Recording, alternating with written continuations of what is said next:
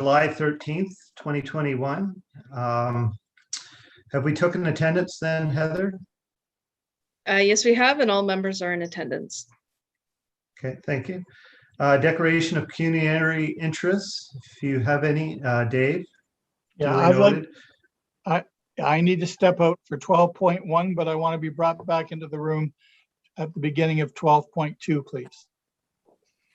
Okay, thank you. Thank you. Is there anybody else this time? John?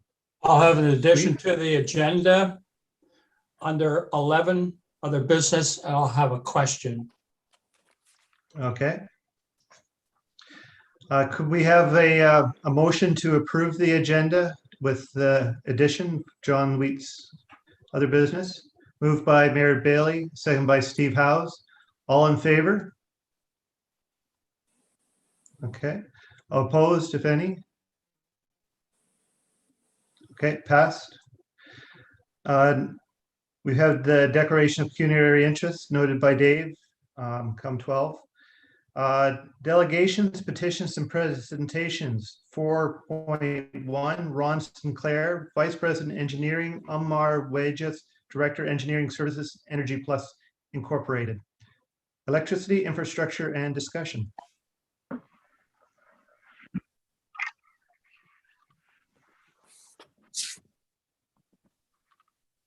If you'd like to go ahead, Ron.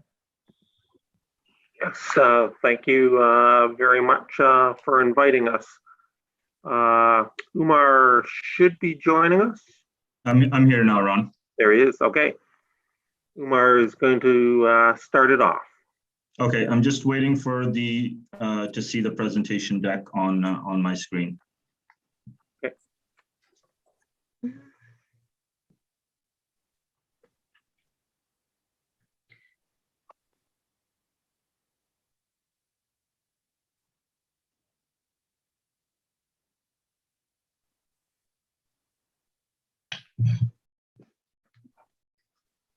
Perfect. Thanks very much, Heather. So yeah, good afternoon, everyone. Thank you for inviting Energy Plus to speak at the, I guess, the Policy Development and the Strategic Development Committee rather than the title that I have. But I do appreciate you having us here. And next slide, please. I'll review the agenda with you very quickly. Ultimately, we're here to provide a system overview for the Brant County and the surrounding areas that Energy Plus's distribution area covers. We want to talk quickly about the investments that are being made to support the some of the infrastructure renewal requirements. And then we also want to talk about reliability and some of the things that Energy Plus is doing to improve in that area as well. And then any questions and answers. And this is our first presentation, my understanding is, so I'm not really sure of the format. If you prefer to ask questions as we go through or towards the end, let us know what you prefer, but either or is acceptable from that standpoint. So next slide, please.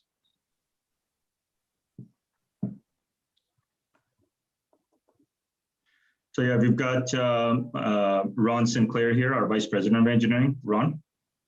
Yes, thank you very much for inviting us. And myself, Umar Wakas, I'm the Director of Engineering Services, and I believe we have our Communications Manager, Allison Khan, as well. She's just listening in. She's not part of the presentation, but I just wanted to mention that as well. Next slide, please. And you can go to the next one. So this is a snapshot of the service area. Just want you to look at the figure on the right. So the north is the distribution area that Energy Plus covers in the city of Cambridge. And then in the south, and obviously in the south, we've got the Brant County areas that we Energy Plus distribution covers, and as well as the St. George and Burford that the distribution area covers. And then there's just some company statistics that you can take a look at. Next slide, please. So I'll turn it over to Ron. So today we'll just talk about that southern part, the Brant County service area.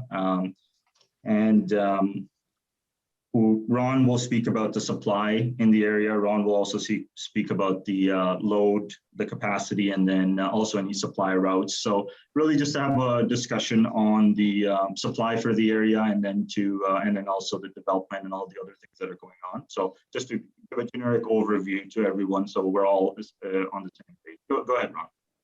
Okay, yeah, just to give a brief overview of the electrical system in the area.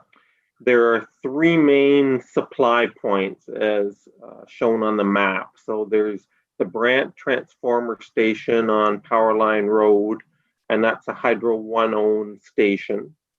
And beside it is the Powerline Transformer Station, which is jointly owned by Brantford Power and Energy Plus, and it services both areas. It feeds into the city of Brantford and also into the county of Brant. And then there's the Brantford Transformer Station in the southern part of the city of Brantford. And there are two supplies that come out of that station that feed into the county of Brant. One supplies east into the Canesville and surrounding area, and then one supply comes to the west, ending up on Colburn Street West. So those are the main supply points served off of Hydro One's transmission system. And there did used to be capacity issues on the transmission system. A number of years ago in 2015, capacitor banks were installed at the Powerline Transformer Station to increase the available capacity in the area. And that was followed up in 2019 by significant transmission work at the Brant Transformer Station by Hydro One to further increase the transmission system capacity for the area.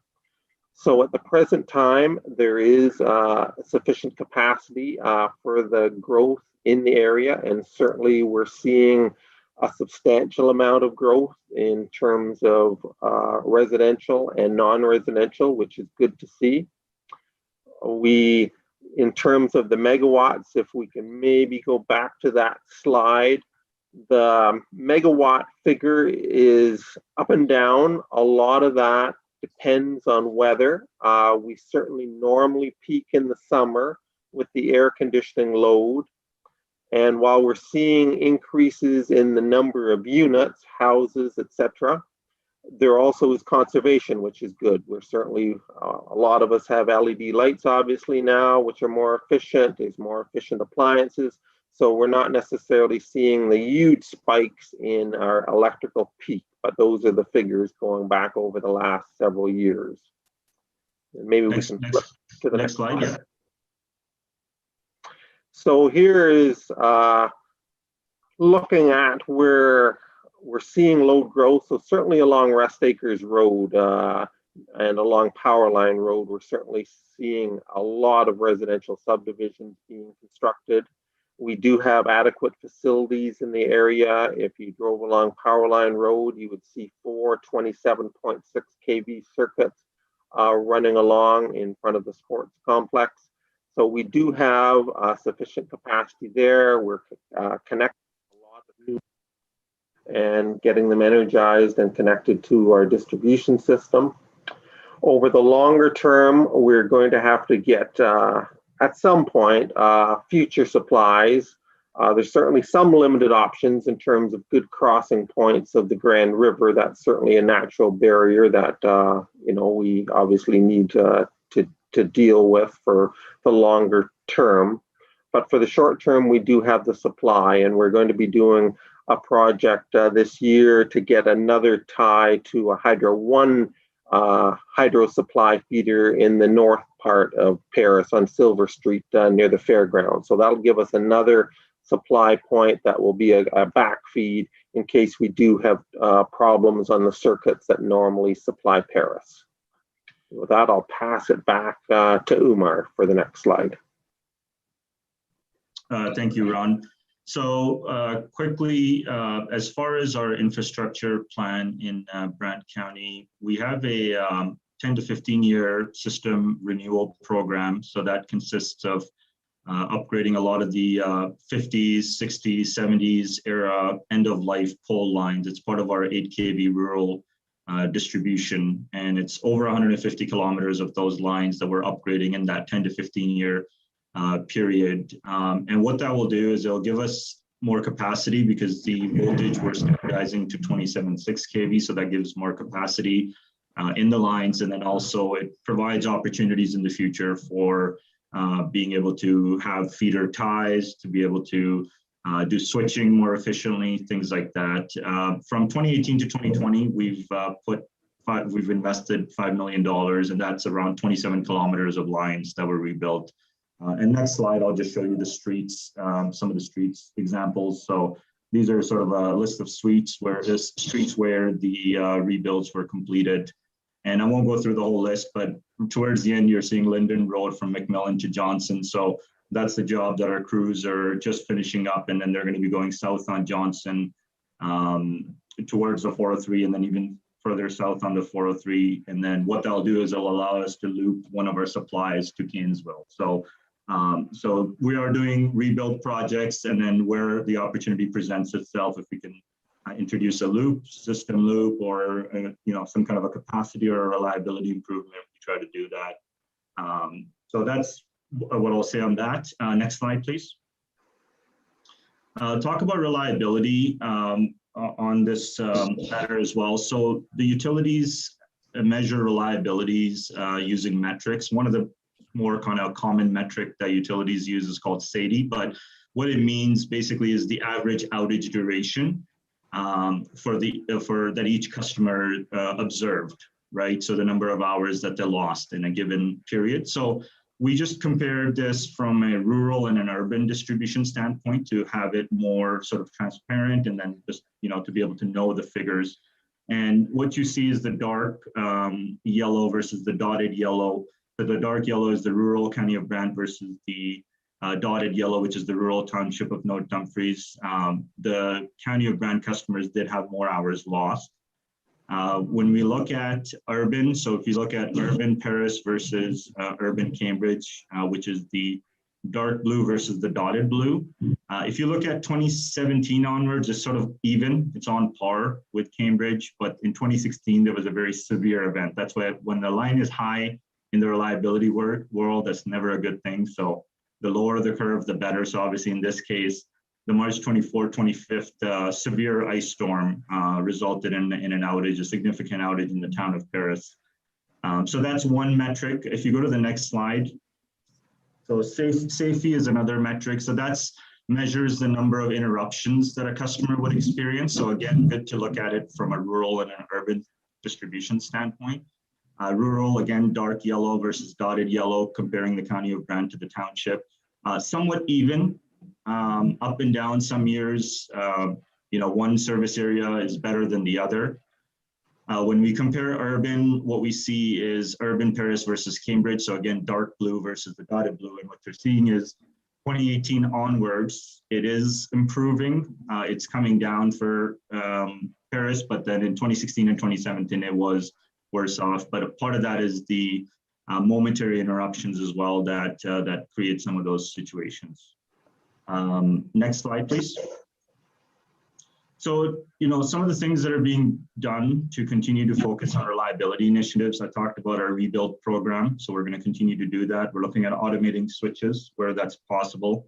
And then there's multiple preventative programs like underground cable testing, tree trimming, inspections, pole testing, that kind of stuff. So again, maintenance programs that are being employed. And then Ron talked about the backup supply for Paris. So that gives us an option as well to introduce the backup, because again, building a new feeder into Paris, there are limitations to the feeder routes, which is a construction challenge, and having multiple circuits on the same feeder is, again, a car accident can then compromise the entire circuit, right? So those are some limitations. We do have a presence in the area. Currently, we're located in a new facility, a new operations facility at 150 Savannah Oaks. So we do have a local presence, crews available. In addition to that, we have 24/7 control room operations that we have for the entire area. So we do have people monitoring the statuses of the various points on our system. And then, during outage management, outage events, there is a response that's 24/7 that's available. So those are some things there. And then with that, we'll just leave it to some questions. I know there's a lot of information we shared, but this was a limited time. So we wanted to try to get through it as quickly as we can. So open to your questions. Okay. So do we have some questions for our guests? John Bell. Yeah, thank you, Chair. To our guests, thank you to Umar for responding to do this. I wrote to Umar a little while ago in response to some Facebook posts which were complaining about the number of brownouts in the South Paris area. So thank you for giving the presentation. I've got a couple of specific questions, Mr. Chair, and maybe Umar could answer the issue of why there are so many brownouts in the southern Paris area, and what can you do about it? Sure, I'm happy to answer, and Ron, feel free to jump in. But we did have some momentary interruptions. A lot of them are tree contact, a lot of them are animal contact related, some could be defective equipment related. So it's usually a combination of things. It really depends on the area as well. So we have to look at it more specifically, which area. Sometimes you can say, for example, have a construction project on the go and then a feeder could be on hold off. So there's various circumstances that could have it, but my understanding, a lot of that, and I did follow up with you, Councillor Bell, on that, just some of the specific events that you brought forward, and I provided the information on that. But yeah, auto reclose events are interesting because, when you have an animal contact on a line, there's really not much you can do. Or if you have, like, say, a severe wind on an overhead line and the two conductors, combine each other, there will be a momentary interruption. So those are unfortunate, and but there are preventative measures. So those preventative measures are, we're investing in the system, and we're investing in tree trimming, and we're investing in an inspection program. So we're hopeful that with our investments, the rebuild program that's underway right now should help improve that in the long run. Yeah, thank you very much for that, Umar. One final question. It's related because the residents or some of the residents of South Paris said, this must be because there isn't enough capacity to manage the growth that we're seeing in residential and commercial development in southern Paris. Could you talk to that? Yeah, no, absolutely. And Ron, feel free to talk to that. It was on Ron's slide, slide number 6, where we had that table. Like, if you look at the table, the load's been flat over the last 5 years. And as far as system capacity, there is sufficient capacity on the system, especially in the areas of growth. So Ron, feel free to jump in. Sure. Yes, like the outages that have been experienced haven't been because of an overloaded system at all. There's capacity on the lines. The outages that have occurred have been for a variety of reasons, as Umar mentioned. Like, it's things often as simple as a squirrel, for instance, touching the lines. The overhead lines are bare wires energized at 27,600 volts. So a squirrel that comes into contact with that, the normal operation, and by design, the breaker at the station opens and then quickly closes back in again. And by the time it closes back in again, typically the squirrel has fallen to the ground, or a branch has contacted the line. And typically it will also go clear most of the time. So that's why you see these brief interruptions. It's actually part of the design element of the system, but what we're trying to do is to reduce the number of those events. So we do that through things like putting animal guards, more animal guards on transformers, for instance, to try to keep the animals away from the energized equipment. We try to do more forestry work to try to reduce the number of trees that can get into things. We've done things, other measures as well, because things like strong winds can cause us problems, ice can cause us problems. So there's a variety of things. We're constantly trying to get better, and we're constantly measuring ourselves, and we report all the outage statistics annually to the Ontario Energy Board, and we prepare a scorecard to show how we're doing year to year for comparisons, and where we're not performing well, we invest in programs to improve. Thank you very much. Councillor Miller? Well, thank you, Mr. Chair. If you guys want to know how a Brant County Ontario Hydro customer is doing, you're welcome to look up my phone app data. It tracks all my outages, and they seem to be quite a few more than Energy Plus's customers. But you've talked about power outages. Councillor Bell mentioned brownouts. My question is, are power surges an issue? You didn't talk about that, but you know how a lot of people have a lot more electronic equipment these days, and sometimes some of these things seem to just fry for no reason. Is that an issue at all? Or is that something you guys track at all? Not track per se. Certainly there can be surges on the system. The most frequent cause of surges, I would say, would be lightning, certainly during thunderstorms. We do install lightning arresters on our system to protect the equipment that we have, but still a part of that surge can get through into the homeowner's residence. So it is always advisable for electronic equipment in a home to have some type of surge protection on it. We can't totally prevent that. They're overhead lines, they're exposed to lightning strikes. So it is wise to do that. Similarly for outages, where customers have very sensitive equipment, like computers, that cause a major disruption. If there is a brief outage of an off, then a back on, strongly advise the customer to look at getting an uninterruptible power supply.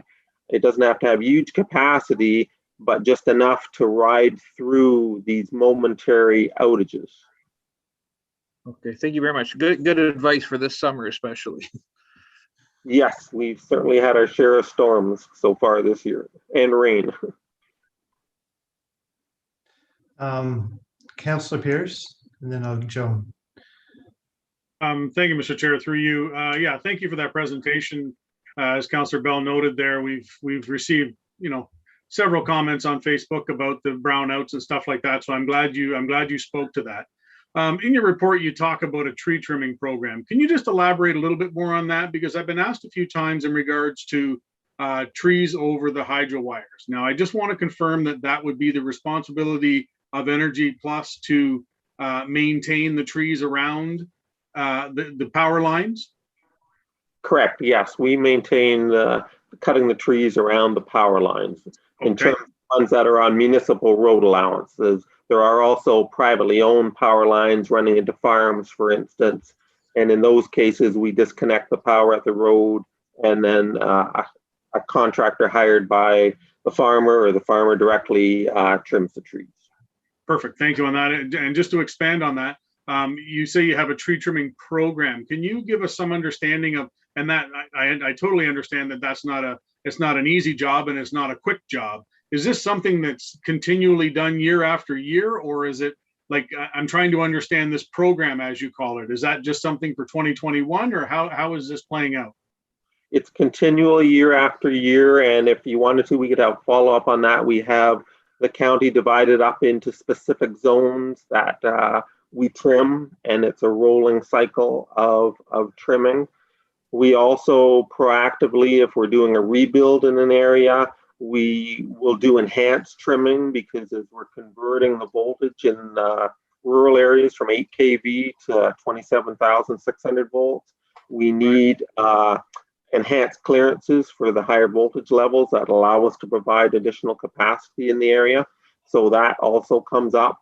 We also, if we have storm damage or specific situations that we come across where the crews see that, the trees have had significant growth, or vines even. The vines are causing problems in terms of, because they're growing so quickly, they can cause a problem getting up our poles actually into our lines. So we also do it on an ad hoc basis if we're having issues in a particular area.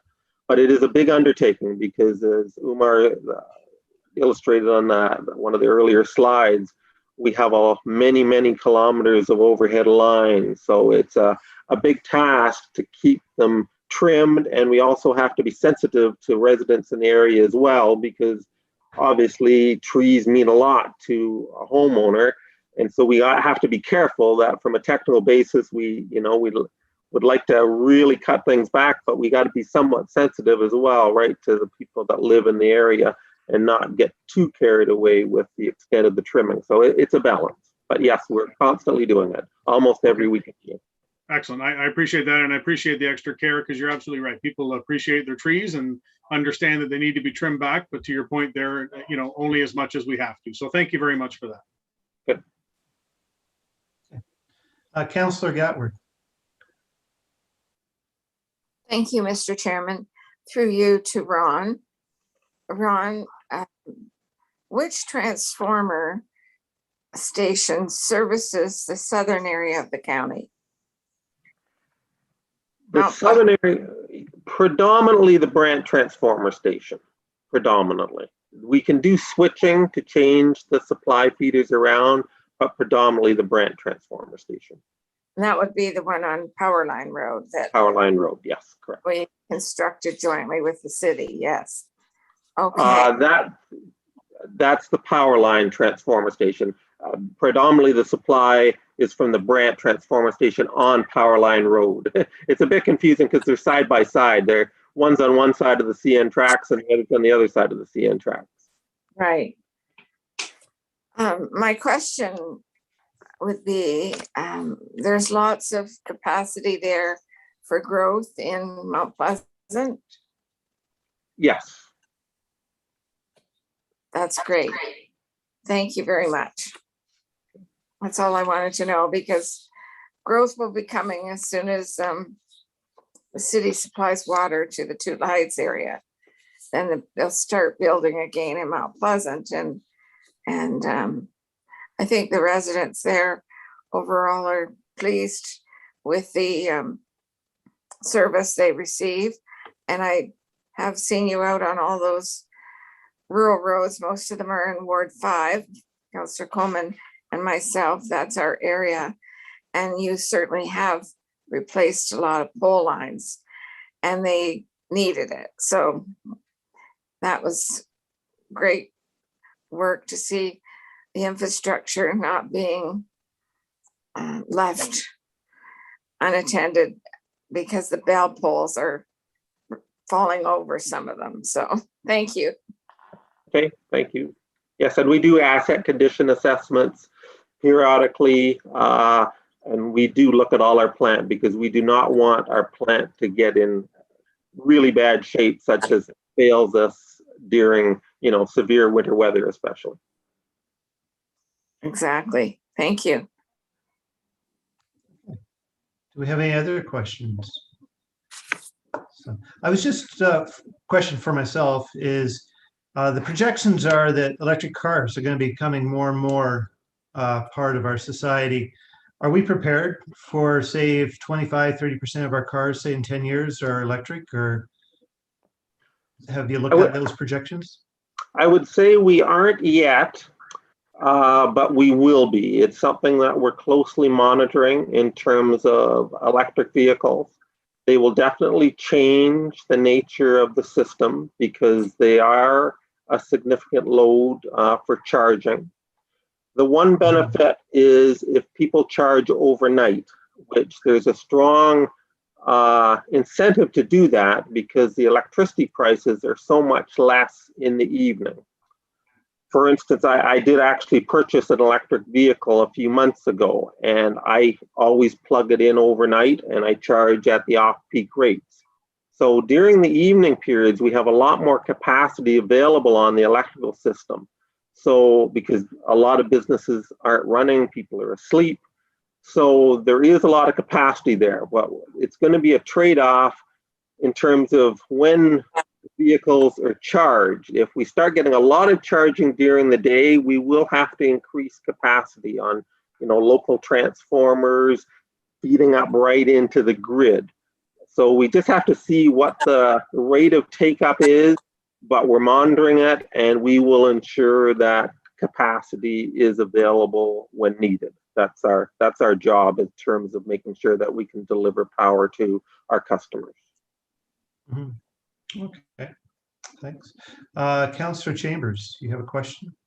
Yes, thank you, Mr. Chairman. Through you to the whoever wants to answer it. I notice perhaps someone who drives combines and corn planters that are getting wider and bigger and longer and whatnot down the concession roads in the various areas. I don't know whether it's the equipment's getting wider and wider or the poles are getting closer and closer to the road, but I'm just wondering how you determine where to situate the poles in relationship to the side of the road to accommodate some of the increased capacity and sizes of farm equipment. And it's worked out with the County of Brant. We do go through an approval process with the County of Brant for the location. And it's a trade-off. We need to be a certain distance off property line because we need to be able to install guys and anchors, for instance, to support the lines crossing roadways. And we also can't get too close to property line because then we get into trimming trees and cutting trees on private property.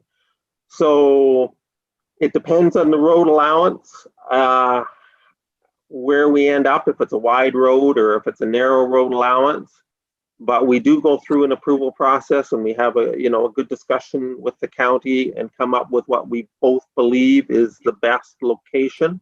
It's a good point in terms of the farm machinery where where some of our existing lines are actually in fields where we can, when we're rebuilding it, we get the line out of the field so that it's not directly in the farm field, because that's not a good thing, obviously, with the large equipment today.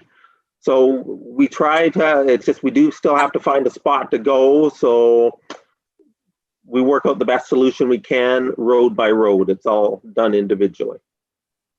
Yeah, and just to add something small in there. So there are situations as well where some of the county roads are, say, scheduled to be future, 4-lane roads. So there's situations like that too, where, we are running into a bit of a dilemma as to, do we make a decision to go, completely kind of off road so that the future 4-lane road could be put in place, or do we, is it still far enough out that we can currently put the poles more closer to the current alignment? So those are some things that we discuss with the county, and we're trying to come to a most suitable solution that can work for the long run. Certainly, if the road project is going to happen, then it probably makes sense to be back. But if it's still quite far out, then there could be some discussion on where it can go. So, but I just wanted to add that as well. So it is a consultative, collaborative process that we have with the County of Brant. And just as a follow-up, Mr. Chairman, I noticed in some municipalities and in some areas I drive, where poles are close to the road, there are reflector plates placed on the poles. I'm just wondering if that's something that the hydro companies do, or is that something the municipalities do? Because if there's a hydro pole within feet of the side of the road, sometimes a reflector catches your eye, and it can be a safety enhancement. So I'm just wondering if the hydro companies do that, or the municipalities, or both. We don't normally put reflectors on poles. That would be a rare thing for us to put them. I would say normally it would be the municipality.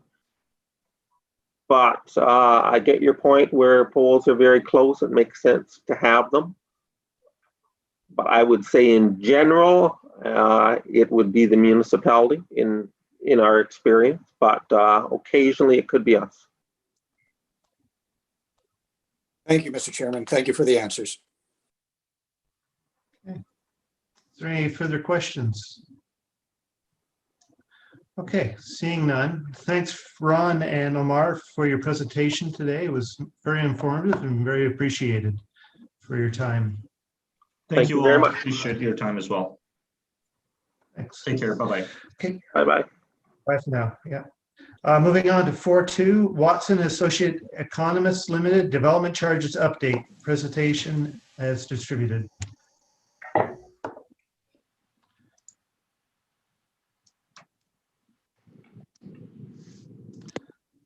So Gary and Byron, I guess, if Heather has the presentation for you. Sounds good. Good evening, Mr. Mayor, members of council. Good evening.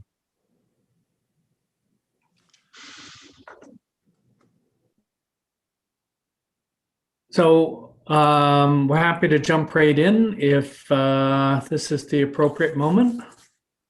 Yeah, please go ahead. Okay. So pleasure to be with you this evening. A very brief presentation just to bring you up to date on some of the changes that have been made over the past year and a half, almost 2 years through the province, and some of the adjustments as a result that we'll be making to your development charge bylaw. Next slide, please.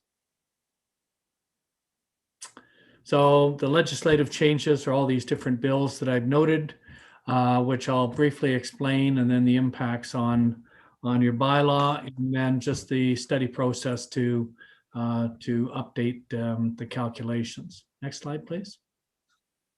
And again. So you recall 2 years ago, there was some refinements. The province started with Bill 108, and that was introducing changes to about 16, 17 different pieces of legislation. So that was a starting point for potential changes to the Development Charges Act.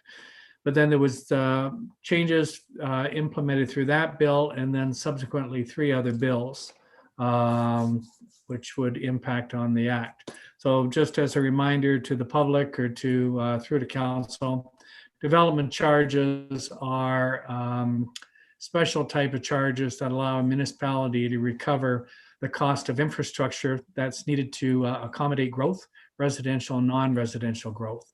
So through the history, these have been around for about 65 years. And you can see there's been numerous changes since that time.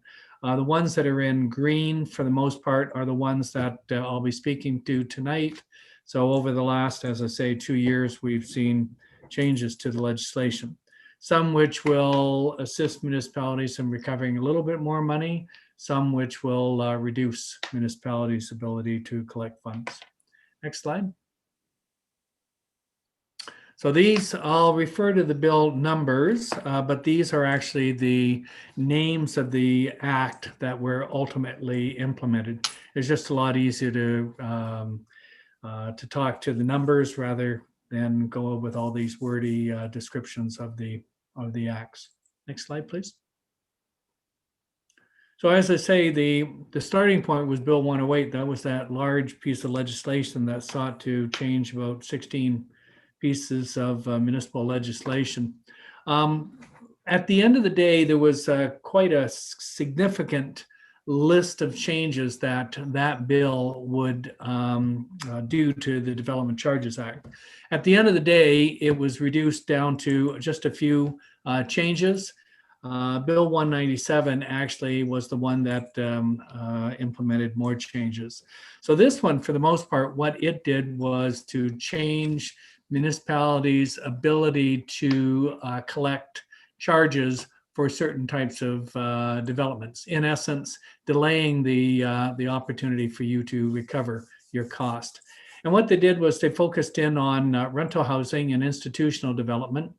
So if you were coming forth with a development, instead of paying at the time of building permit, you didn't have to pay until the time of occupancy. And in essence, from that point, you would pay 1/6 of your DC on the date of occupancy. And then after that, on the anniversary, you'd end up paying 1/6 more each anniversary over the next 5 years. As well, nonprofit housing, if you came forth with that development, same thing, upon occupancy, you would pay over 21 payments, so 20 years, 21 payments for your development charge. So these were to, in the province felt were in their interest in order to make some opportunity to reduce the amount of cash flow in undertaking those particular developments. Now, the third bullet identifies that even though that these will be staged payments, you can attribute interest to those payments. So in essence, you could be recovering your cost of borrowing associated with having to extend your cash flow over either 5 years or over 21 or 20 years. They also made a further change. If I came forward with a site plan application or a zoning bylaw amendment application, the day that the municipality accepts my application, the rates that are in effect on that day are then frozen. And they're frozen until 2 years after you give me an approval. So if you, let's say a year from now, you approve my zoning amendment, then I have 2 more years to come forward and issue my building permit. And if I do that, the rates are frozen as of today. If it takes me longer, then whatever the rates are in effect are the ones that are in effect. Now this also is allowed to be indexed to recognize the fact that there's a delayed recovery on these charges.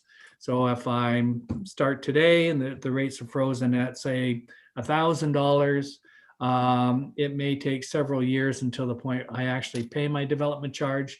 But each year that would be indexed or actually interest applied to it with an ultimate payment to be made once I pull my building permit. Next slide. As I've noted, Bill 197 was the one that actually made further changes. And what it did was reduced, in essence, the number of services that municipality can collect for. And they've reduced it down to 21 services, but in essence, those are probably the big ticket items that most municipalities would be seeking to pay for. So I'll show you that listing of services in just a minute.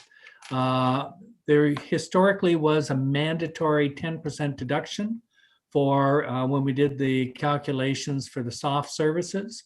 So in essence, we went through all these calculations, we get to the end, and then things such as parks, recreation, libraries, there would be a mandatory 10% deduction, an added deduction that would have to be made. So that's been removed now. There are instances where historically for high density developments, municipalities have imposed this bonus zoning charge under the Planning Act. They've made significant modifications to it. And in essence, what it would allow you to do is for buildings that are 5 stories or higher, that include 10 residential units, you can charge them an additional 4% of the market value of the land the day before the building permit. So if the value of the land's worth $1 million, you could impose a charge of an extra 4% or $40,000 against those developments. Now that will require an additional study. They call it a community benefit strategy, but that's something that would be eligible to the county. It's eligible to single tiers or to lower tier municipalities, but it's not available to regional government or counties in a 2-tier system, etc. Next slide. And lastly, what they introduced was an exemption, a mandatory exemption for universities that receive senior levels of government funding. So this was just dropped in at the end of last year, and it's basically to allow those universities, official universities that are funded by senior levels of government, to proceed without having to pay the development charge. Next slide. So as I've noted, there's been changes to the services which we've listed here. The ones which are eligible for or which are impacted in your development charge bylaw are noted in the red. So you can see the hard services such as water, wastewater, storm, and basically roads. And then police, fire. And then the softer services, which would have had the 10% deduction, which was waste diversion, ambulance, library, parks, and recreation. Next slide. The process we're going through right now on the next slide just at a high level. What we'll be doing in this process is to redo the calculations to consider putting the 10% that we had to deduct before, put it back in. So for those softer services, we would be moving towards full cost recovery on those services. There are some refinements as a result of the legislation that will have to update the bylaw. So there's some definitions, obviously some new exemptions, the timing of payment provisions, interest rates, and a subtle change in how we kind of group some of the projects. So it's called a classes of service, but from your perspective, it wouldn't be any different than what you see in the listings today. It's just something that technically the consultants have to do a little bit more calculation in order to include the similar types of charge that we had before. Next slide. Two of the things that we're also considering through this process is inclusion of affordable housing, and as well considering the updates. So there are some new infrastructure requirements resulting from the Paris Master Servicing Plan. So there'd be some adjustments to some road projects, water and wastewater projects. Next slide. And as you can see, the process, we started with staff in the spring, undertaking some adjustments to the detailed calculations in the charge. We're having a workshop today just to bring you up to date on the legislative changes. We are targeting to release the background study in a few weeks. And when we do, that starts a mandatory public process where once we make the background study public, there's a minimum 60 days before you as a council can consider that bylaw. And then in between that, we must have a mandatory public meeting, which is set for September the 14th. Next slide. So at a high level, that brings you up to speed on the changes and what we're trying to achieve through this development charge update. We will be back before council to give you further insights on the potential adjustments to the development charge bylaw. That concludes my presentation. Happy to hand back to the chair for control of the session. Okay. We have some questions for Gary tonight. Councillor Miller. Thank you, Mr. Chair. This is actually a question I was going to ask during the staff report, but this will save a question for later on. So to Gary, I guess.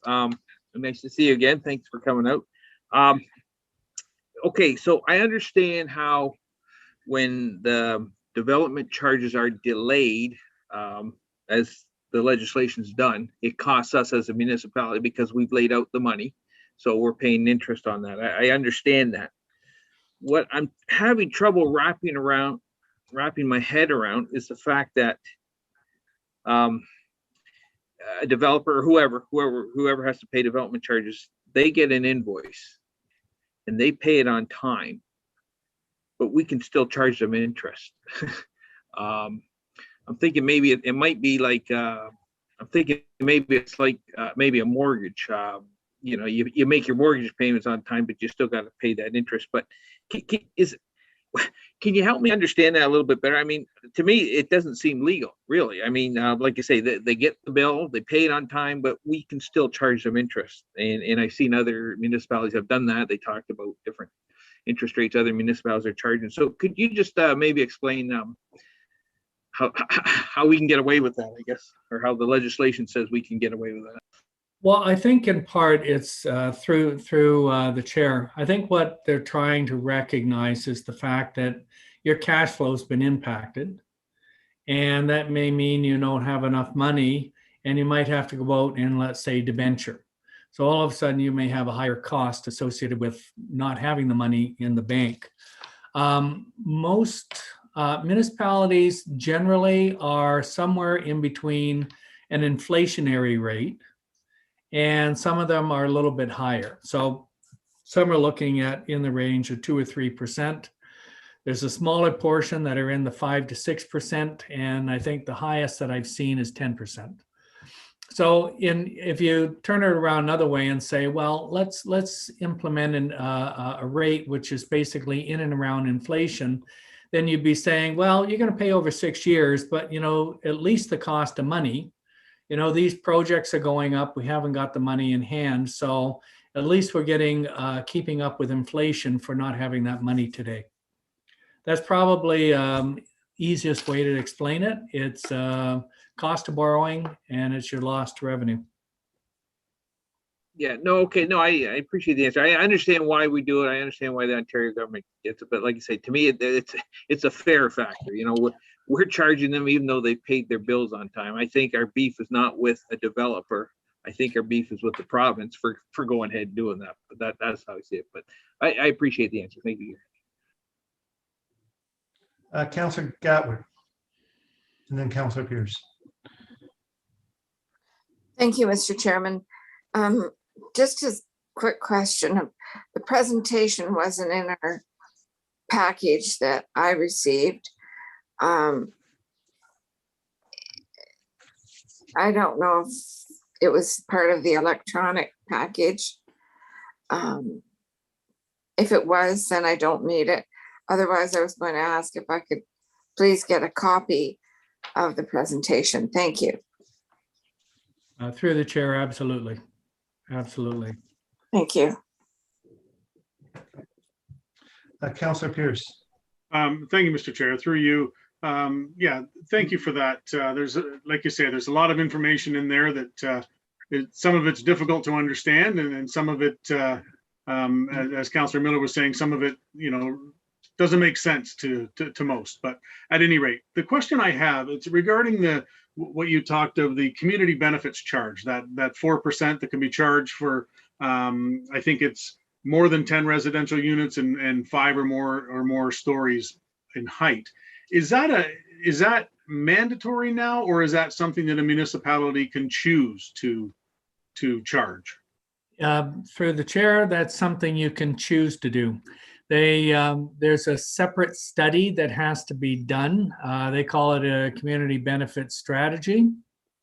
It looks a lot like a development charge study, but it is under a different piece of legislation. So if you choose not to do it, then there's no charge that's imposed.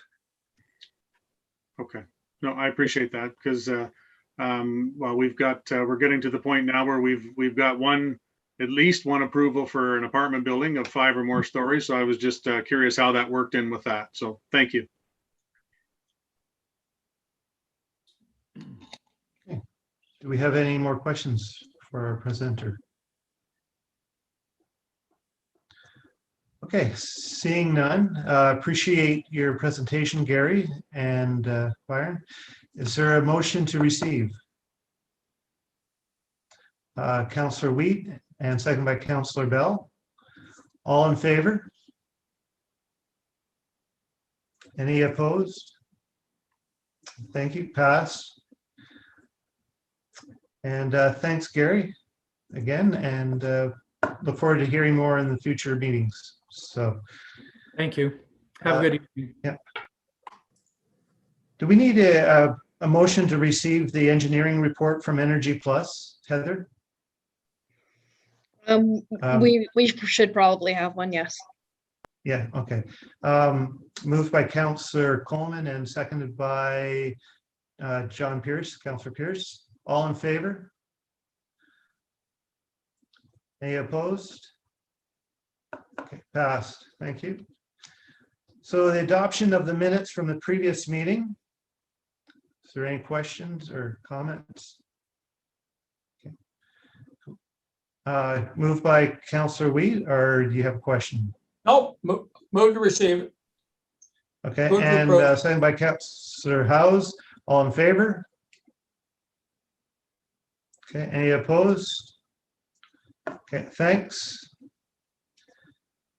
Business arising from the minutes. I don't see any today. Consent items to be approved, 7.1. The RPT-21-154 nuisance odor pilot project. Greg Bergeron, do you have a report for us? Yes, thank you. Through you, Mr. Chair. I do have a report, and I am certainly open to any questions or comments.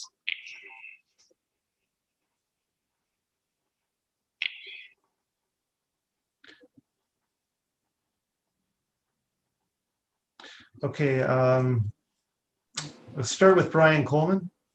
Then I was going to move the report, Mr. Chair. Okay. Moved by Brian Coleman, second by John Wheat. Okay. Do we have some questions for Greg? Joan. Thank you, Mr. Chairman. Through you too, Greg. Greg, when the trained bylaw officer goes out with the equipment that we are purchasing or have purchased, and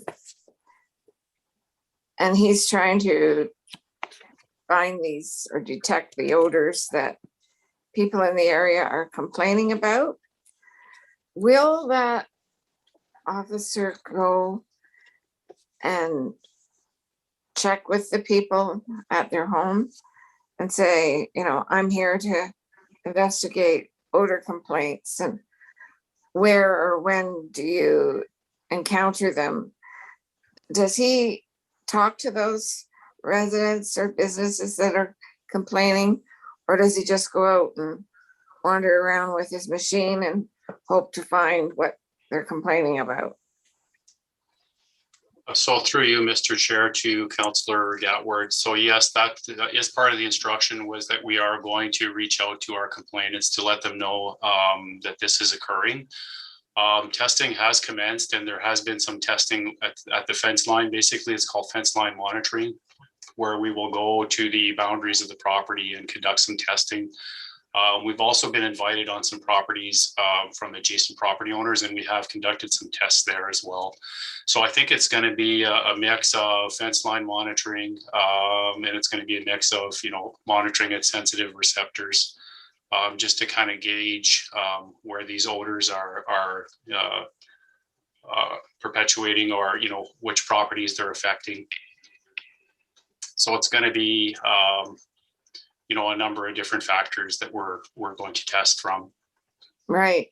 And they may go out when there's a strong west wind, or another day they may go out and try when there's an east wind, because they blow on the wind, the odors, correct? Correct. Yes. Through you, Mr. Chair. That's correct. The equipment also comes with its own little weather station, so it will provide all of the weather details, you know, the direction of the wind, the temperature. The officer will indicate if it's sunny, it's a sunny day. It also records the barometric pressure. So it is pretty detailed when we do gather the data. And our intent is to gather as much data as we can so that we can have a solid data set for council presentation when the pilot project is completed. Great. Thank you very much, Greg. You're welcome. Councillor Miller, and then Councillor Pierce. Thank you, Mr. Chair. Through you to Greg. Two questions, Greg. So you're going to be looking at odors, not just from cannabis and other odors? Through you, Mr. Chair. That's correct, Councillor Miller. We will be looking at other odors, and we're using other locations as a benchmark, just so that we can provide a comparison. We have gone to a food processing plant in Brantford where we got a significant reading. So that is the intent. We've also gathered some data on fresh cut grass. I think there was some skunks in there as well. So we are focusing on problem locations, but we're also focusing on getting benchmarks for different types of odors. Okay. Yeah, I know. I obviously we've got a few, I will say, smelly operations in the county. So what you're asking for this evening is to go ahead with a 4 to 6 month pilot project looking at problematic properties. And these problematic properties are obviously existing. So My question to you is, if we bring in a nuisance bylaw, it won't apply to these existing businesses. Is that correct? Because you can't retroactively apply. Is that correct? My understanding of that? Yeah, that is correct through you, Mr. Chair. That is correct. If we enact a nuisance bylaw, it would be enacted under the purview of the municipal act. Having said that, for the land use, there wouldn't be much that we could do, but for the purpose of the bylaw, if there were standards in that bylaw that's enacted under the municipal act, we could certainly hold some of those locations accountable to those sections. There's a lot of moving parts to this as well. OMAFRA is also part and parcel with this, and they do have some regulations with respect to normal farm practice. So we're not sure how successful we would be, but we're certainly willing to pursue it. We are testing the zoning bylaw amendments as we speak. We do have some locations that we are dealing with through the zoning bylaw as well. Okay, thank you for the answer. Okay, Councillor Pierce. Thank you, Mr. Chair. Through you to Greg, a couple of quick questions. You kind of alluded to it, but I just want a little bit more clarification. You call it the DT, the delusion to threshold, and it states in the report that the higher the DT value, and it's a range from 0 to 60, at which the smell is detected, the more powerful the odor. Okay, that makes sense. And then it states that any odor detected that's higher than 7 can be considered a nuisance to the regulatory purposes. Now, to me, if we have a range from 0 to 60 and you're hitting 7 and that's already classified as a nuisance, I'm curious as to,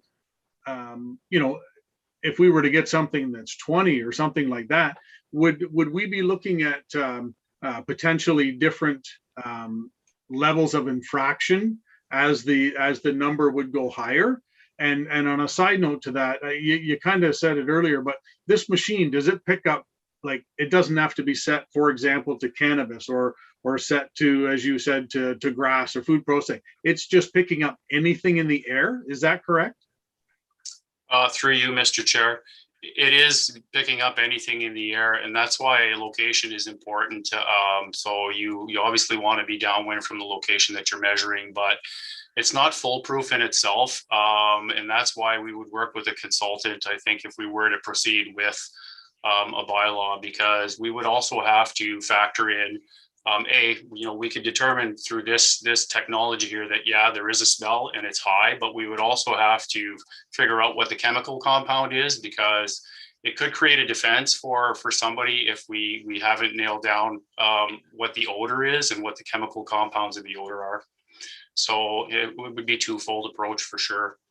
And that would be our intent, would be to work with a consultant moving forward to get those proper parameters to set in a bylaw. Okay, and just to follow up, Mr. Chair, so will this machine give you that detail as well, or that's something in addition? This machine, through you, Mr. Chair, this machine will only give you the odor concentration. It's only going to give you the dilution to threshold ratio. It's going to tell you that, yeah, this is a 7 or higher than a 7. And generally speaking, for some of the ordinances in the United States, that number 7 is what is commonly used in a lot of their regulations.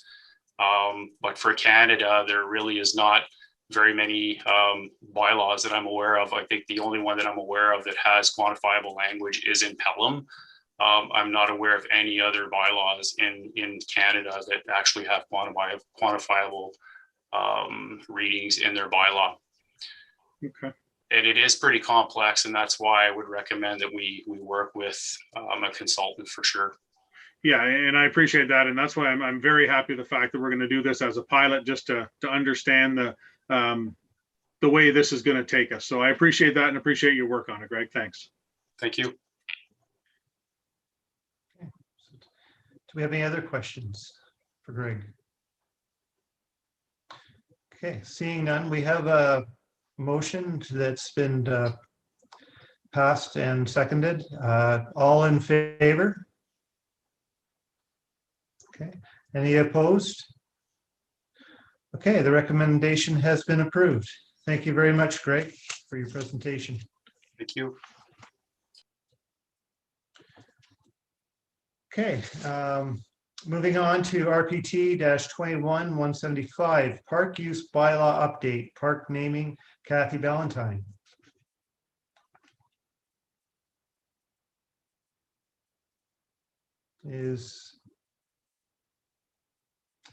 Hello, Kathy. Hello. Trying to get it up there. Do we have a motion to accept the recommendation? Moved by Councillor Wheat, second by Councillor Howes. Do we have some questions for Kathy? Councillor Gatward. Thank you, Mr. Chairman. Kathy, on the map that you provided, there's blue dots that indicate where the parks are located. And on page 37 of our package, Woodsley Linear Park and Dottie Park, what is the distance between them? They look. Sorry, go ahead. Yeah. Yes, thank you. Through you, Mr. Chair. The distance is probably about 300 meters. One is on Hartley, facing on Hartley, the Dottie Park, and the linear park runs between Woodsley and Hartley Ave, but it is just down the road. They're very close together. And didn't you tell our Recreation Advisory Committee at one time that parks should be so far apart? What is that distance? It was more than 300 meters. And I guess I'm wondering why these two are so close together. Yes, through you, Mr. Chair. The standard is 400 to 800 meters. However, because of the subdivision and how it was developed, there was an extra parcel of land that was available. So we usually try to take the open space that backs onto houses, and there's a potential opportunity to add to this park a little bit of property depending on a pending application as well for the linear park. I see. And or could one be a junior park for younger children and one an older children's park? Yes, through you, Mr. Chair. The linear park is very small. It is mainly a thoroughfare, a pathway, versus Dottie Park, which will be a full neighborhood park. Okay, thank you, Kathy, for that.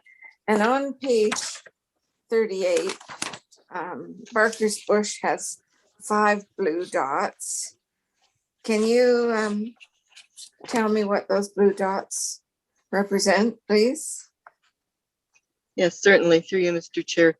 The dots just represent the area. It is about 100 acres, so it's hard to represent exactly on a map, but if you do look at the Barker's Bush master plan documents that are on Engage Brant, you will see a very fulsome diagram that has the entire perimeter of Barker's Bush noted in there.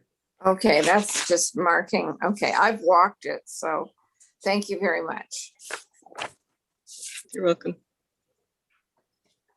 Okay. Do we have any other questions for Kathy? Okay, seeing none, we have a motion to accept and seconder. All in favor? Okay, opposed? Benny? It's unanimous. Thank you very much, Kathy. Okay, consent items to be received. R21, RPT 21-178, Economic Development Tourism 2020 Year in Review. Russell Press. Welcome, Russell. Thank you, Mr. Chair. John? Move to receive.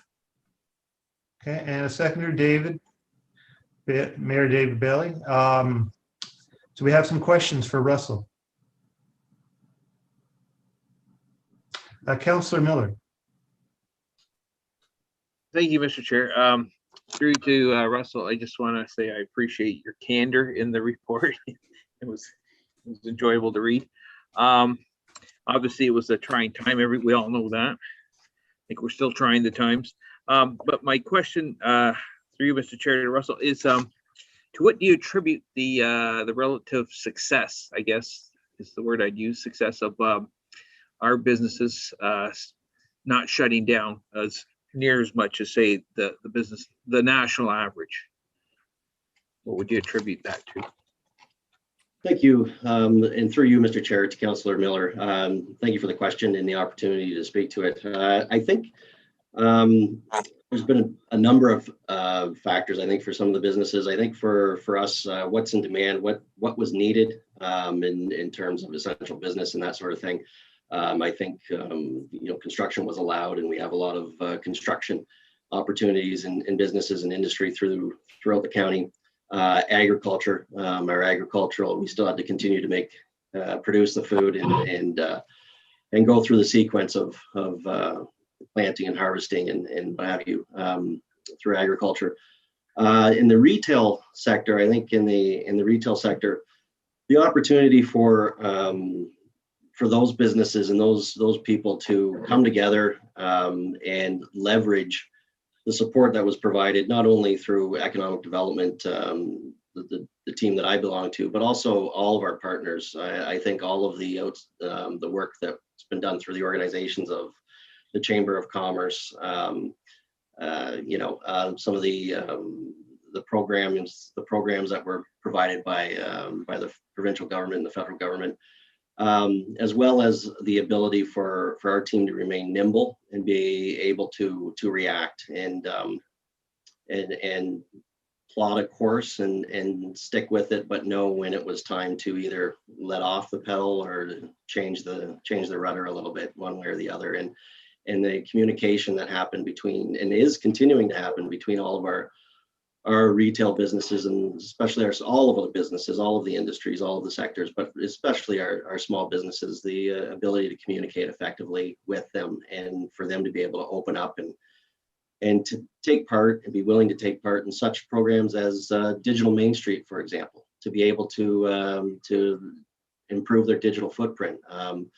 If you didn't receive it yet, you'll be receiving an update on Digital Main Street 3.0, which helped the businesses to be able to take orders digitally and fulfill those orders and continue to do commerce. So I think a number of factors, but the willingness for everybody to communicate and pull together, most certainly, as well as the programming.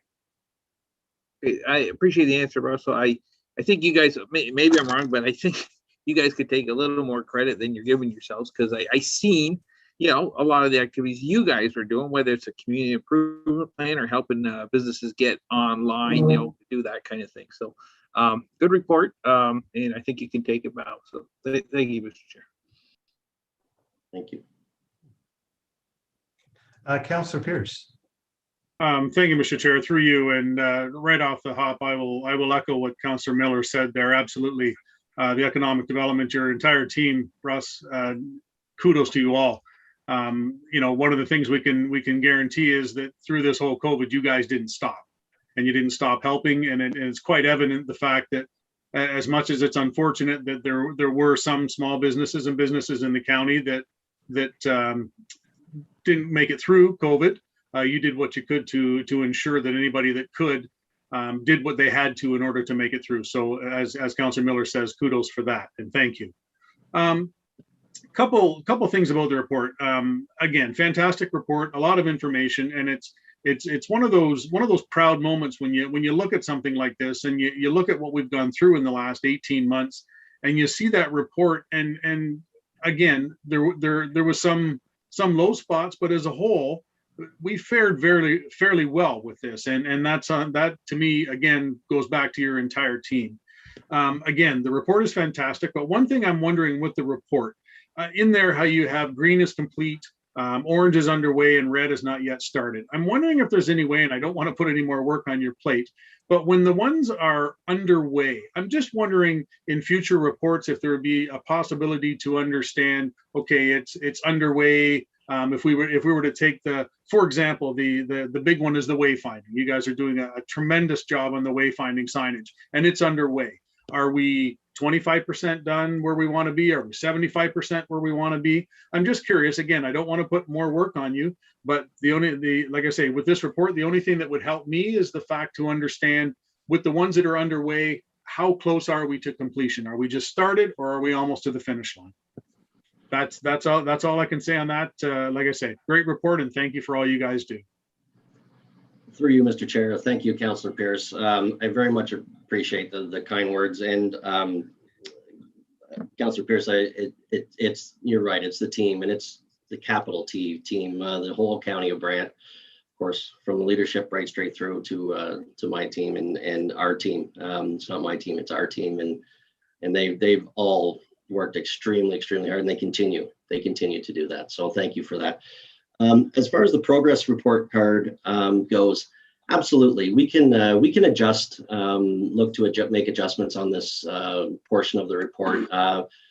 It's kind of nice to be asked to do that, Councillor Pierce, because for a long time there was not a report card in place to be able to guide us. And I will let you know that the money spent to produce this strategy, even with COVID, and even with COVID taking over such a swath of what we had to do daily and continue to do, this still was a beacon that guides us and gets us back, moves us back to where we need to be. It was that comprehensive and effective of a strategy. So to make those changes, we can certainly look at doing that, Councillor Pierce, and we can deliver in the fall. Maybe early in quarter four, mid quarter four, we would be happy to bring back a report on a more thorough and robust report on the progress of the strategy, and then continue through the annual review to do what you've asked. Okay, I appreciate that, because I would hazard to say that there's a lot of those that are well on their way to being completed, and that needs to be noted as well. So thanks, Russ. Okay, Councillor Bell. Yeah, thank you, Mr. Chair. Through you to Russ. Particular thanks for the help on the BIA, Russ, to your team. It may not have been the highest priority in your list, but you kept at it, and I much appreciate it. My question to you is, of the things that we have not been able to do, are there any particular priorities you want to raise with us? Through you, Mr. Chair, to Councillor Bell, I think the report in the areas of focus, I think it's the last page, speaks to the areas that we really would want to focus on through the remainder of 2021, and realizing we are in the 7th month of it, that we have focused on. And I think some of the areas, getting back to doing a more robust and concentrated strategic effort in servicing our investment pipeline, looking at investment attraction. I think that's an area of focus that we definitely want to zone in on over 2021, and we have, and carrying on through 2022.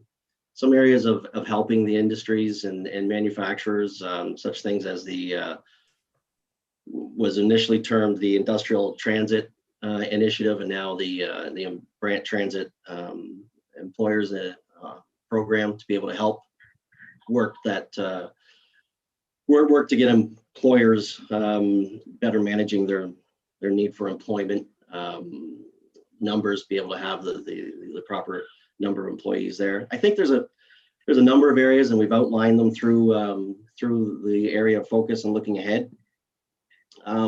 One huge area, of course, that is of focus, and that it almost didn't make this answer, to be honest with you, and it's when you're so close to it, it's that area of arts, culture, and heritage. The cultural economy is reported to bring close to $58 billion into the Canadian economy annually, and we are so blessed to be have such natural arts, culture, and heritage capability in the county of Brant, and being able to hire that officer and get that position in place, and then come out with the arts, culture, and heritage strategies is going to be an area of focus that I'm dealing with and breathing in and out daily. So those would be some areas that we would definitely want to focus on. I hope that answered your question, Councillor. Yeah, thank you, Russ. Okay, Councillor Gatward. Thank you, Mr. Chairman, through you to Russ.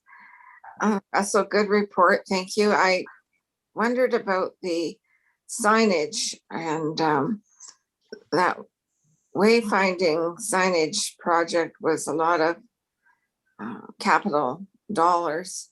How close are we to constructing our 403 gateway signs?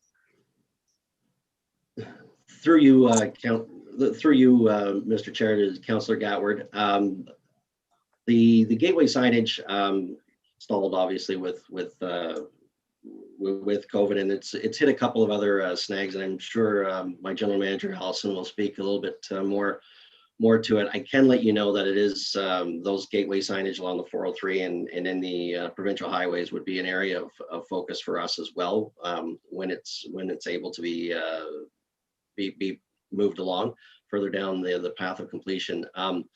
That the entire that has moved kind of out of my file. We've done our portion of that, and it's moved into corporate communications for a big piece of it in operations. And I would, if it's all right with you, Councillor Gatward, and through you, Mr. Chair, perhaps Allison might be able to shed a little bit more light on that answer. Yeah, I did hear a while back that we had to get permits from the MTO, and maybe that's the holdup. But Allison, would you like to shed some light? Thank you, Mr. Chair, and through you to Councillor Gatward. Yes, we will complete the bulk of the wayfinding. Everything aside from the gateway signage will be done this year, later in the fall. So we have big portions of the community signage that are going to be going out towards the end of the summer and through September. So we do hope to finish it while we can still put footings in before the next winter. In regards to gateway signage, we were admittedly a little taken aback about how difficult it was to get MTO permits to go on a 400 series highway. So that is a work in progress, and we have made some progress, and we're going to have to continue to negotiate how that's going to work.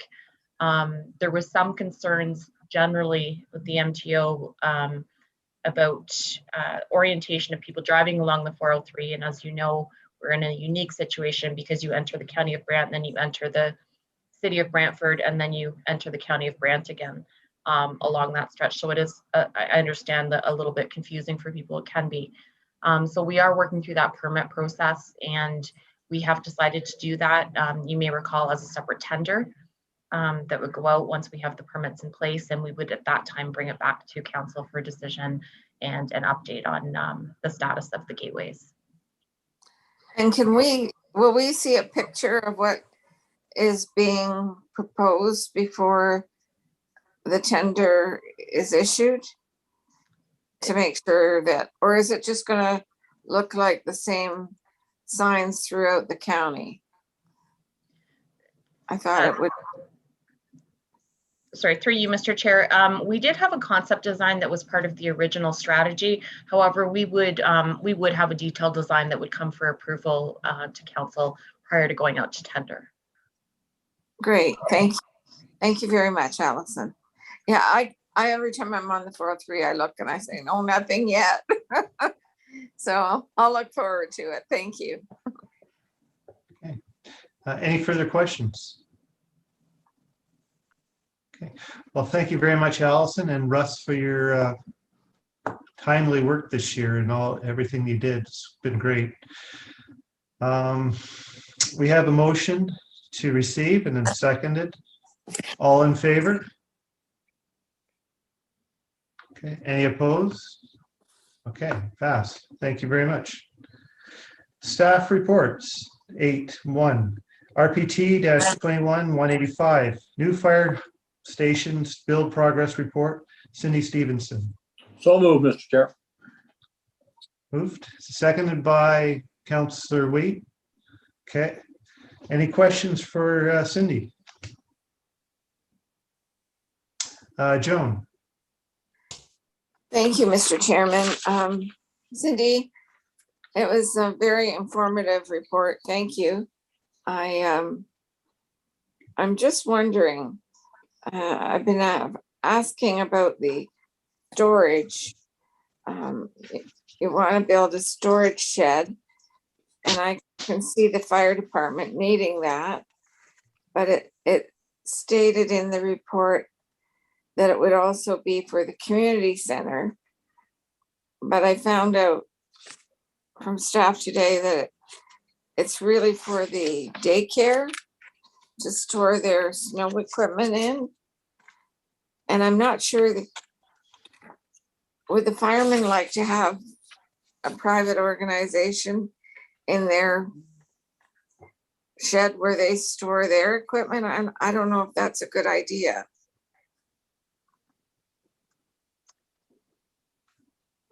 Through you, Mr. Chair, to Councillor Gatward. So the Scotland Community Centre, as you said, is looking at a little bit of storage space to add to that shed. One item would include a snow implement. They're also looking at the future and having some space potentially for some landscaping type equipment as well. So we have discussed this with fire administration, and at this point, they've expressed that they don't have any concerns with sharing that space. Okay. And was it checked out with the actual district chief at the station, or just the admin, just the county fire chief? Through you, Mr. Chair, we do, as noted in the report, we have had a few meetings with the district chiefs about the stations, and giving them the opportunity to express, any concerns that they might have. And at the last meeting, we did talk about adding that storage shed. And at that meeting, I didn't hear any concerns expressed, but certainly, if you think there may be, we can follow up on that. Well, if the fire department thought that it was county staff accessing the shed for equipment, and it could be if they're going to be doing landscaping work, I suppose, on the property. But if it's the daycare's snow blower, are they going to have a key, or will the county have control of the key? Through you, Mr. Chair, it wasn't my understanding that it was for the daycare. So I'll need to seek clarification on that. It was my understanding it was for the county's own equipment. Oh, well, I got something different today when I was inquiring. So thank you, Cindy, for looking into that. And I'm sure you can make arrangements so that it's works for everyone. Thank you. Councillor Wheat. Thank you, through you, Mr. Chair, to kind of respond to Councillor Gatward. As a former fireman, the firemen in the county of Brant are always willing to help out wherever they are needed, and this is a classic case.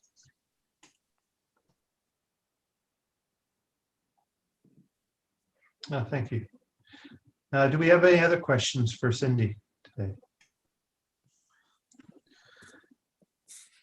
Okay, seeing none, we have a recommendation here, and we have a mover and a seconder, I believe. So all in favor? Okay, any opposed?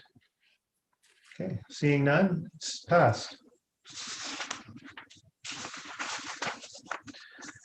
Okay, 8.2, RPT-21-186, 2022, Community Grants Process, Ruth Hewison. We have a recommendation here today. Do we have a mover? Moved by Mark LaFerre, second by John Pierce. Okay, do we have questions for Ruth?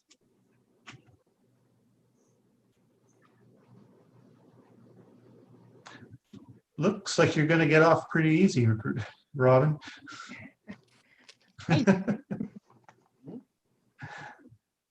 Okay, so all in favor of the recommendation then?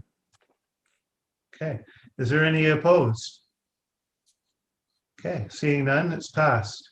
Okay, 8.3, RPT 21-188, 22 Budget Direction, Heather Mifflin.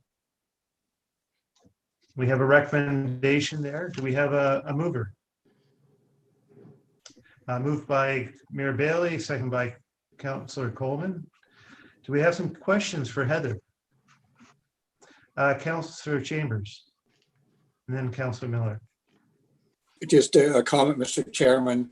I'm not in favor of taking 2 full days in November, which is the busiest time of my schedule.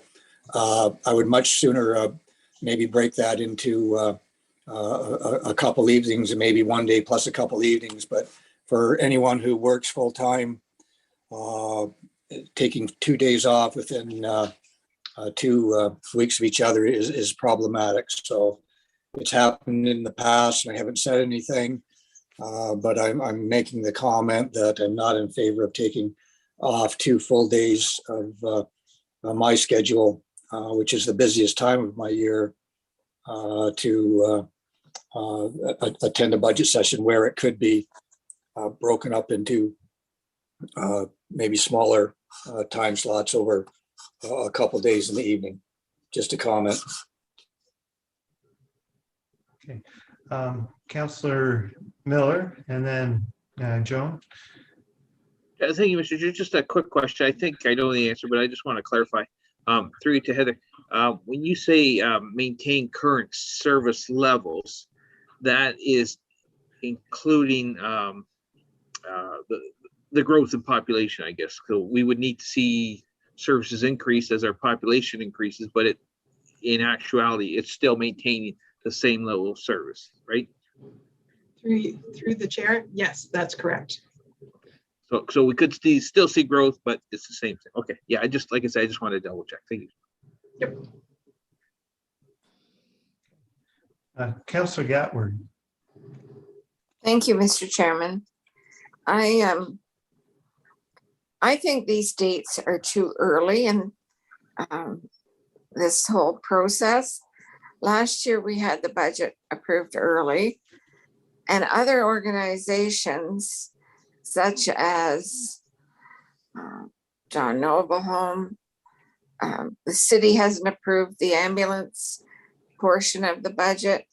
And last year we had to go and change our budget because the city wanted changes to the paramedic budget. I think that the health unit probably doesn't have its budget completed by December 21st for the 2022 year, and Councillor Bell could maybe shed light on that. But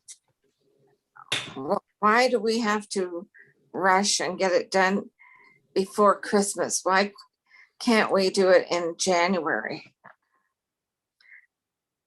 I mean, a prime example this year, we did it early last year, and we're approving a tender tonight in July that probably should have been done 4 months ago. So I'm thinking, I know that staff like to get a jump on things, but I don't know that there's any room in here for any agency presentations. And I would like to hear again this year from the social services. We spent a lot of money on that. And there's nothing in here. We might not even have their budget by then. I don't know what everyone else thinks, but that's my opinion. Thank you. So Heather? Through you, Mr. Chair, I have seen the city's internal budget timeline, and they are requesting the agencies to have their figures into them by October 31st. So it would be tight, but it would still, we would have the information. And if I might follow, Council? if I Go might ahead. follow, yeah, the city always requests their numbers early, but they don't pass their budget till February.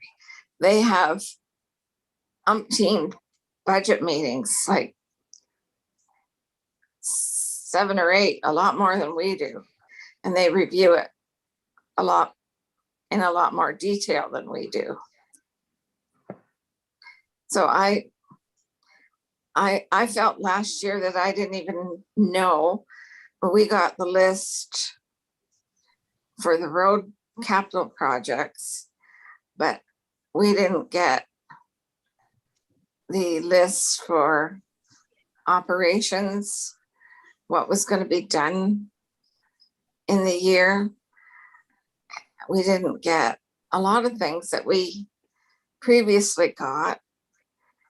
And I'm wondering why it's being cut back so much. Heather, can you explain why? To you, Mr. Chair, last year was a different year because of COVID and the timing of when the information was available from the different agencies. Most of the information provided was the same as the previous year. We can look. Yeah, it was, and it was cut back that year as well. So, I mean, you know what it was like other years, Heather, when we got more information and we actually knew what was in the budget. And I just feel now we don't know what we're approving. I don't know how some of the other councillors feel that have been on council for a number of years, but certainly that's the way I feel. Michael, would you like to comment? Well, thank you, Mr. Chair. Just in response to that, so I think probably about 2015, we went through the budget process, and I invited comments back from council at that time. And Heather and I reviewed those, and we got a lot of good comments back. And I think the majority of the comments we got back is that the budget process was felt to be too long and too cumbersome, because it was a long process, those days. So in 2016, I'm going to say that we presented a more consolidated budget version, and it went over well. And we've been trending along that consolidated budget process since that time. And so the last 3 budgets that we've done since this council was elected have been pretty much the same.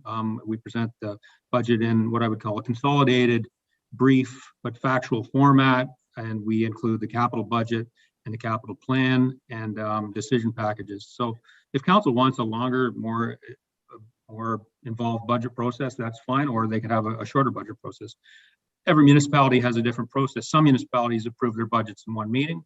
As Councillor Gower just mentioned, the city goes through a more protracted process. They usually take 4 or 5, sometimes longer meetings, and usually over a greater period of time. The budget process that we're proposing now, and the treasurer and I talked about it, is pretty much the same process last year. I think the Councillor Chambers' comment, I think there's a recommendation of a daytime meeting on the 30th. It could easily be moved to a nighttime meeting. That's how we did it last year. So that could easily be accommodated if that's council's wish.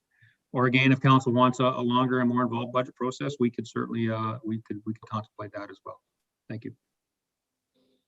Okay, so Councillor LaFerrier, Wheat, and then Coleman. Thank you, Mr. Chair. Through you, the paramedic services process, we've gone through and changed that so that won't be an issue this year as it has been in other years. We're meeting bi-monthly, and we've changed the deadlines and dates for budget consideration there so that it won't impact.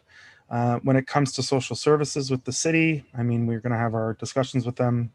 You know, a number of us sit on social services committee. We have had their social services committee come in and present to us multiple times, not just at budget, but at other times as well. And they can come present anytime. They could come present next month if we wanted, to discuss those pieces as well.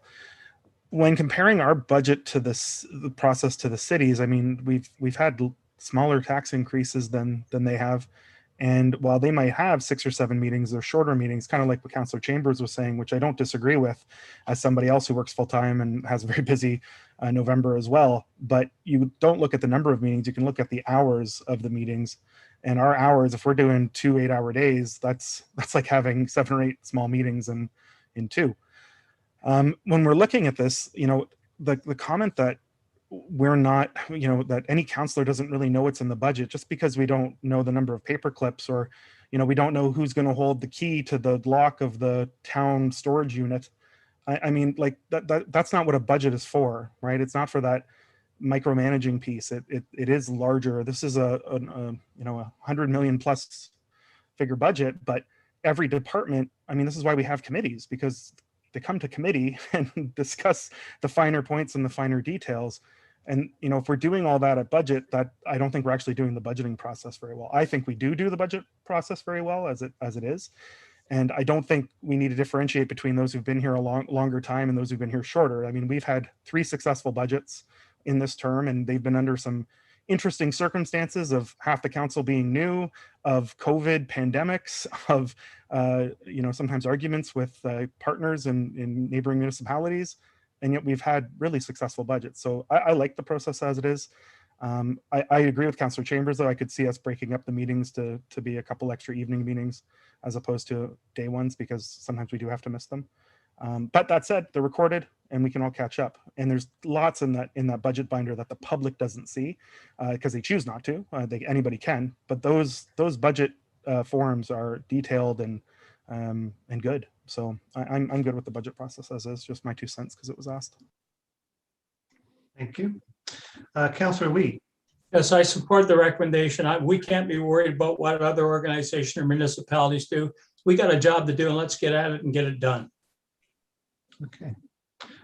Councillor Coleman. Thank you, Mr. Chair. I do support the process that we have been doing the last number of years, and I fully support it. And I will make ask for an amendment to this motion. And I know where Councillor Chambers and Councillor Ferrier are coming from, and myself.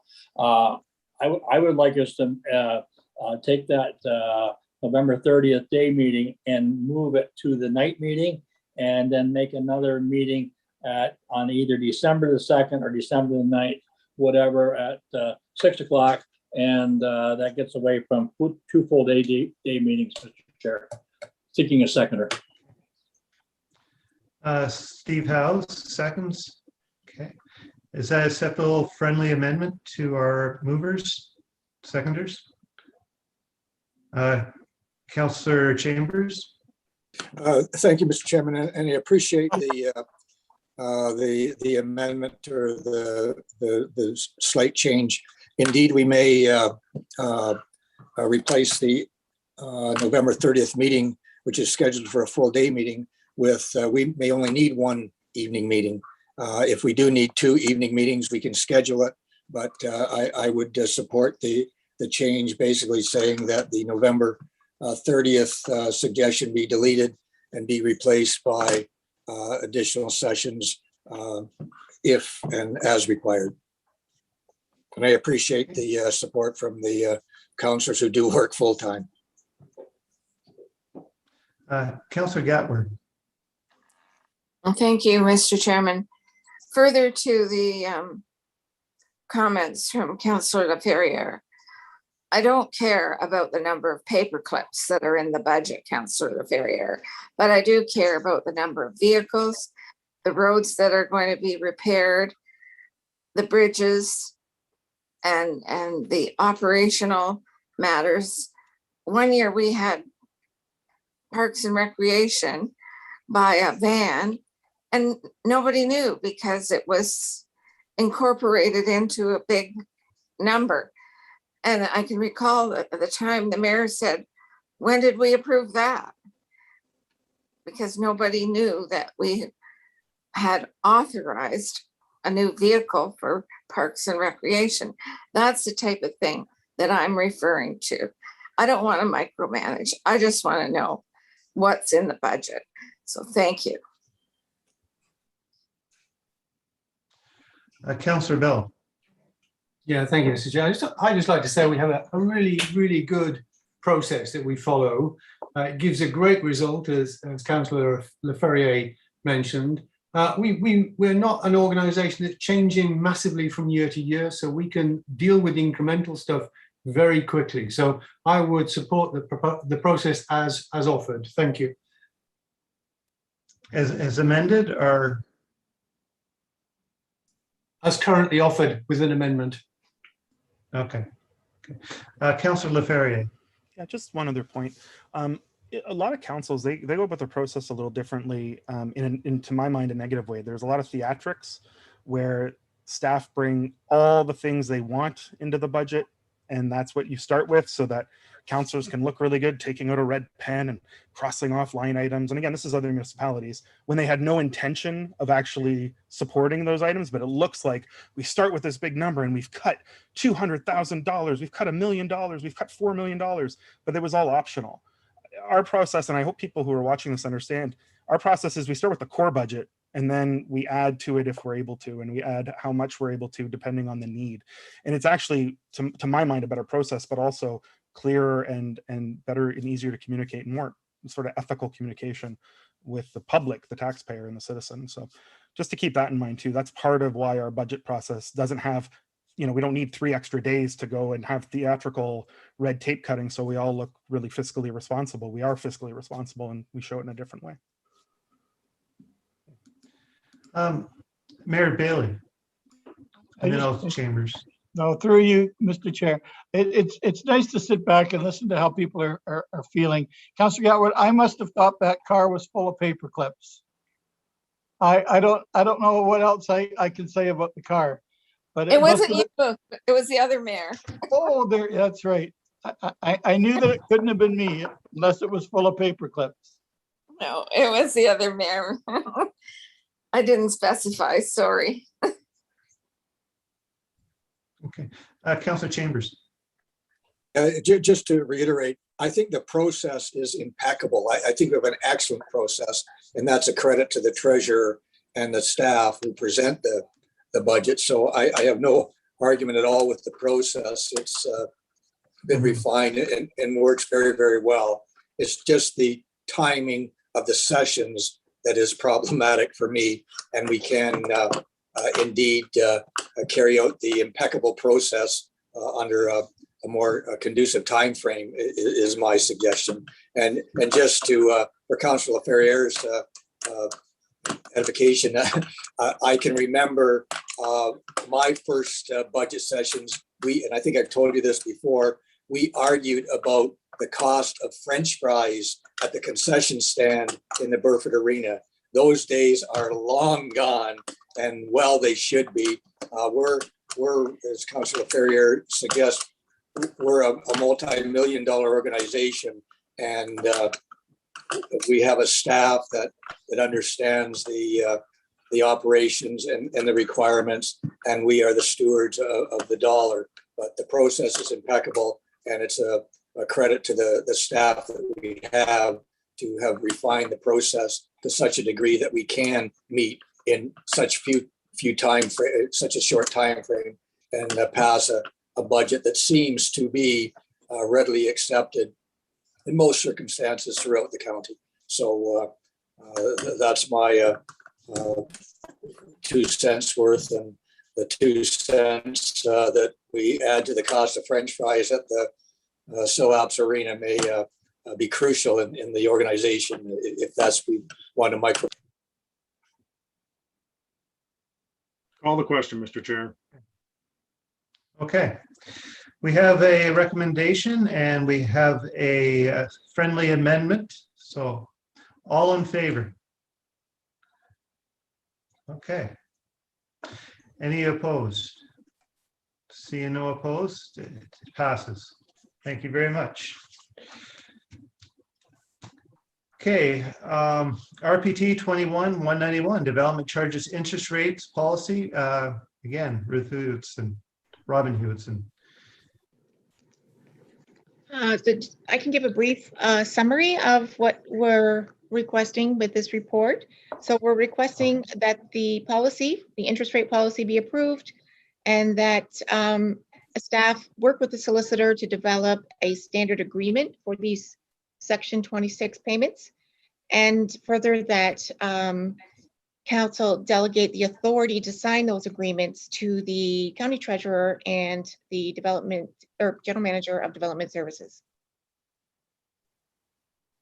So under this legislation, there's two main parts to it. There's the 26.1, which is the payment plan, and that's applicable to rental housing, institutional development, and nonprofit housing. And just maybe I can clarify this a little bit. Under the previous legislation, the development charges were due in full when the building permit was issued. This new legislation is now allowing those payments to be made over either 6 or 21 years. So as time goes on, money becomes worth less. So in order to try to keep the money still worth at least the equivalent to inflation, we would like to charge interest on all but the nonprofit housing portion. So what we are proposing is for rental housing and institutional development, Bank of Canada Prime plus 2%, and again for nonprofit housing 0%. The second section, which we refer to as the freeze. So this is the period of time between when a complete site plan or zoning application is made to when a building permit is issued, that the DCs are frozen at the time when the application is submitted, up for a period of up to 2 years, at which time then they would be reevaluated. So again, we're asking for interest to be applied during that period at the Bank of Canada plus 2%, sorry, Bank of Canada Prime plus 2%. So that, in a nutshell, is what this report is asking for and the attached policy outlines. And I'm happy to take any questions. Councillor Wheat. I'll move the recommendation. Okay, do we have a seconder? Councillor Bell? Okay, do we have any further questions for Robin? Okay, seeing none, I'll call the vote. All in favor? Okay, any opposed? Seeing none, it's passed. Okay, communications, do we have any today?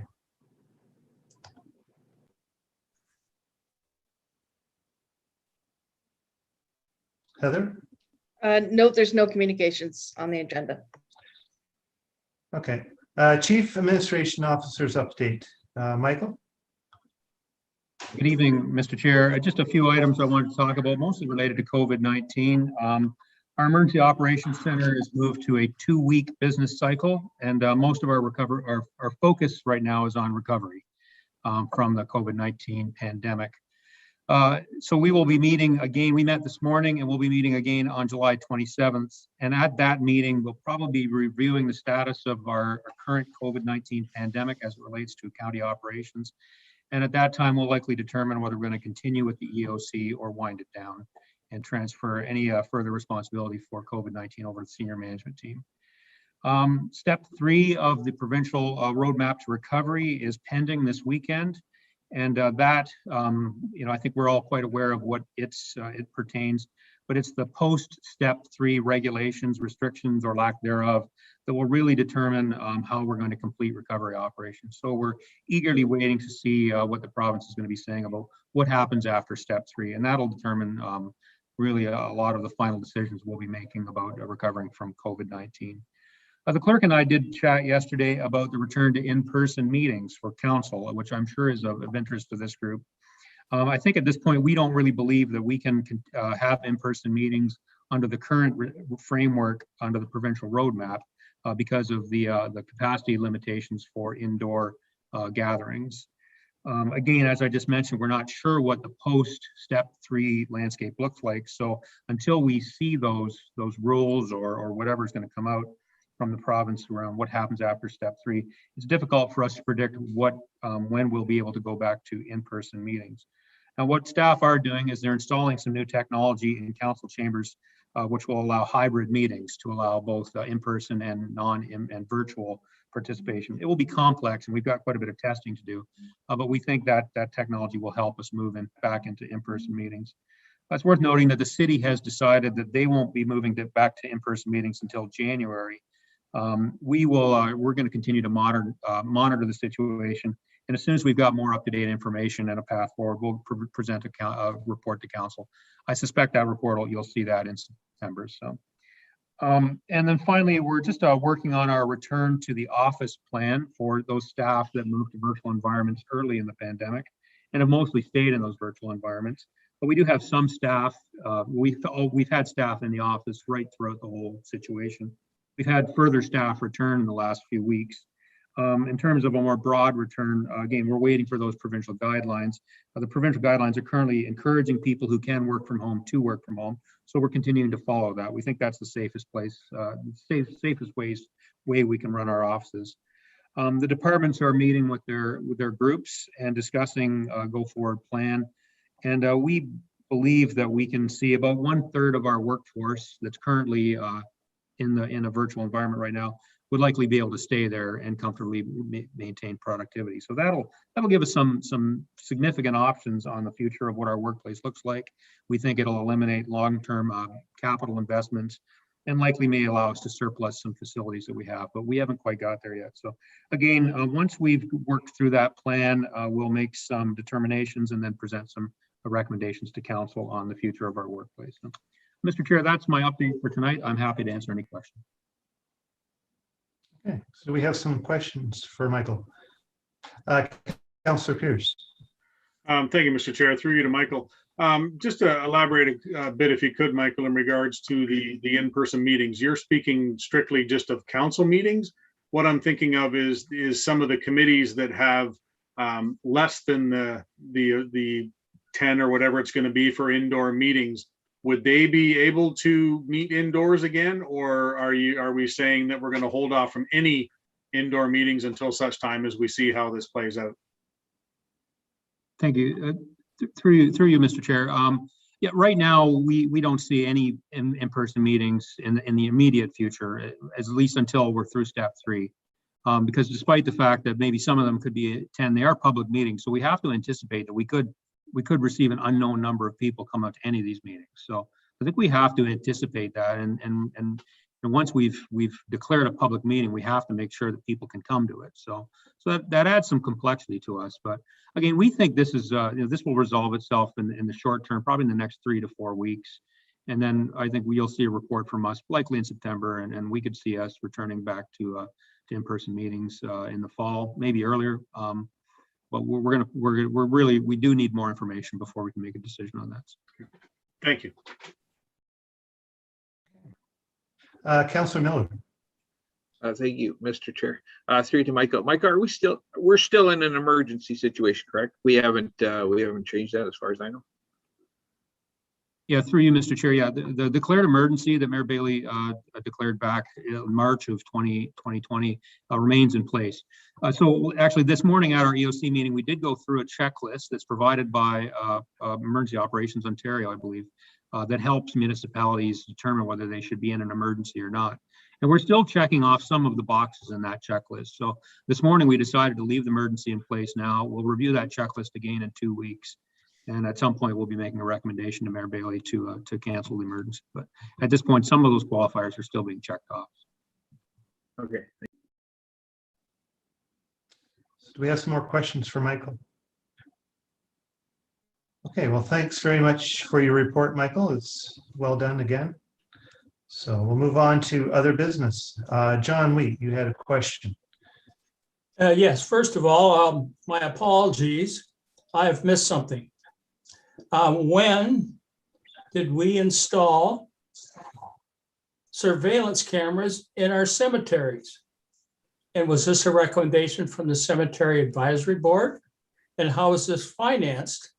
Because I looked through the budget binder and I didn't see anything in there about the cost of installing surveillance cameras in our cemeteries. Now, that's not a question to you, John or Mr. Chair.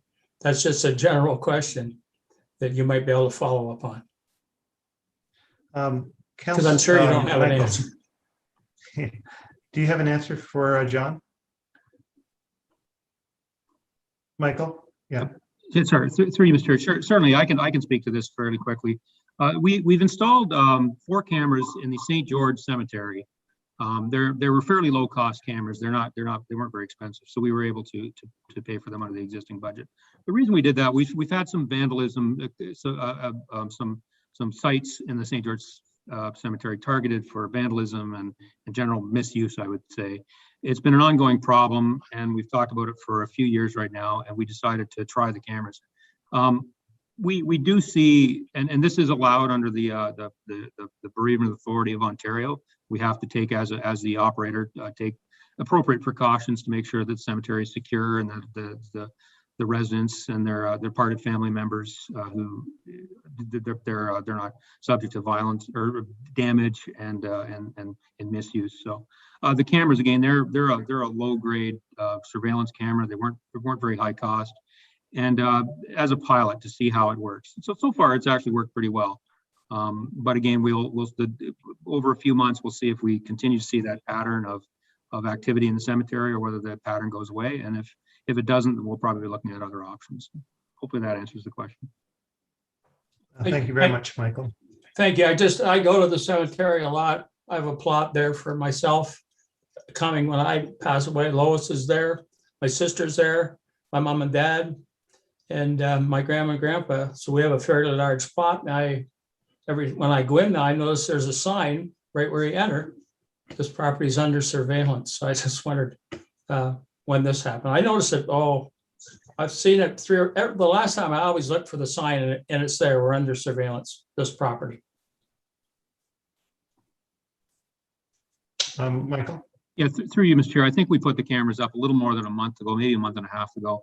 One of the requirements under personal protection of privacy legislation and that type of legislation is that if we do put cameras in, we have to notify people that they're there. So people have to be notified if there's a surveillance camera in place. So that's what the signs are for. Yeah, well, I noticed the sign's there. Yeah, no question. Okay. So if we could have a motion to go in camera. Moved by Councillor House and second by Councillor Ferrier. All in favor? Okay, any opposed? Okay, thanks. Heather, if you can move us in camera then. Yep, we'll Except do. for Dave Bailey, I guess.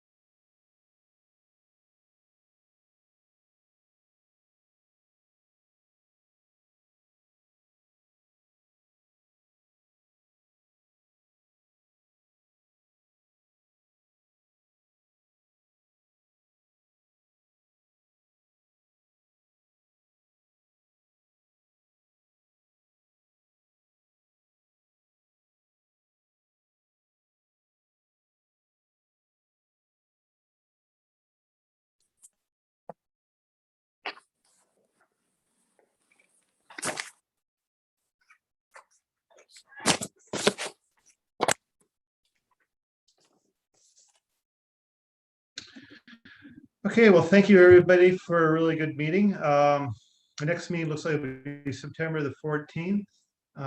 Do we have a motion for adjournment?